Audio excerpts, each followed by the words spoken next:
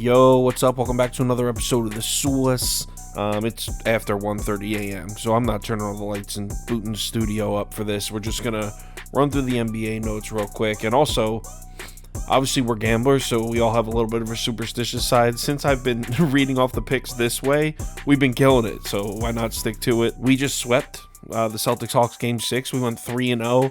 And the same game parlay I gave out was plus 1,800, 5 or 6 legs. 2 Robert Williams III rebounds shy of hitting. Oh man, heartbreak. So let's keep it rolling. We got 2 games tonight, possibly the last 2 games of the first round. We'll see. First up, Kings Warriors, Game 6. Obviously, Golden State up 3-2. I mean, you already know that I'm taking the Kings in the points here. I've rocked with Sacramento all 5 games in this series. Sitting at 3-2 against the spread. I'm not bailing on them now. For starters, 7.5 points is just too many based on what we've seen so far in the series. I mean, I think it's safe to say the Warriors have established themselves as the slightly better team. But I don't think we've seen enough to warrant laying this kind of number. I mean, we just saw the Boston-Atlanta Game 6 at 6.5.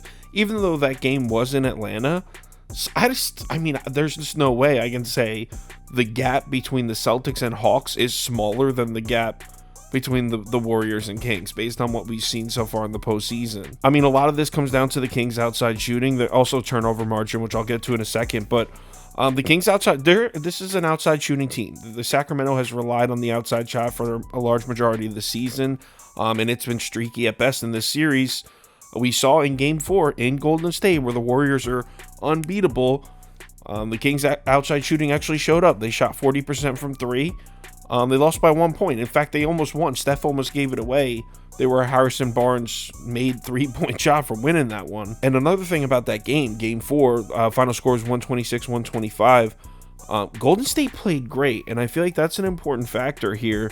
Warriors shot 50% from the floor and 41.4% from 3 and still barely squeaked out a win at home. And that kind of sums up my thoughts on this matchup. If both these teams come out and play their best basketball, I think we're looking at a coin flip. I think these teams are pretty evenly matched. I mean, Sacramento's the 3 seed for a reason. Now in Game 5, this is where I want to take a look at the turnover margin because as we know, that's Golden State's weakness. They're terrible protecting the basketball. Actually, I think they finished the season dead last, 30th in turnover rate. They won the turnover margin in Game 5, 19-15. I very seriously doubt they win the turnover margin again in Game 6. To sum it up, as long as the Kings aren't completely ice cold from outside, which is possible, by the way, we've seen it. We've seen it 3 times already in this series. They won 1 of them. But as long as the Kings aren't completely ice cold from 3, this should be a coin flip game. This should be a very close game. They should cover this number. As far as props go, it's a tough call because the minutes have just fluctuated so much throughout the series. I mean, on the Kings, I would like to look at Kevin Huerter and think this is the game he finally shows up, but Mike Brown seems to just be giving this dude's minutes away to Keegan Murray. Rightfully so. Huerter's been awful in the postseason, but Kevin Huerter's minutes have gone down every single game. He played 32 minutes in Game 1, I think it was. In the last game, he only saw 16 minutes. And Keegan Murray's the exact opposite. He only saw 16 or 17 minutes in Game 1. In the last game, in Game 5, he played 31 minutes. So it's tough to get a feel.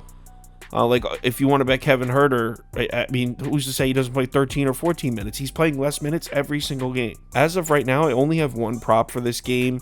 I'll take a closer look tomorrow, see if I can find something else. But the prop that I definitely am on is Jordan Poole's over 15.5 points. He went over in both home games in the series. And yeah, I know Draymond Green was out for one of those games, but Jordan Poole only saw 23 minutes in Game 5. And I don't know if that was partially because Draymond Green he was like scoring at like 21 points. That's not going to happen again.